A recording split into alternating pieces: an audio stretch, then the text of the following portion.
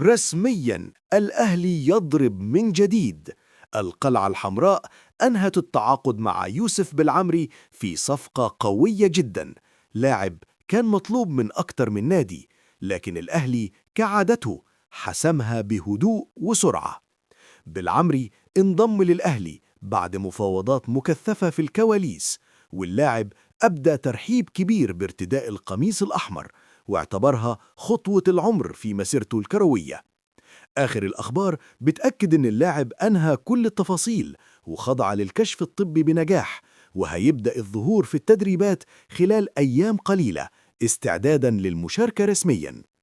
الجهاز الفني شايف إن بالعمري إضافة قوية جداً، خصوصاً إنه لاعب سريع ملتزم تكتيكياً ويقدر يصنع الفارق في المواعيد الكبيرة.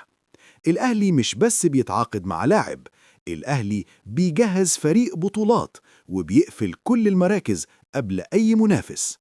السؤال بقى، هل يوسف بالعمري هيكون الصفقة اللي تفرق مع الأهلي، ولا مجرد بداية لسلسلة صفقات نارية جاية؟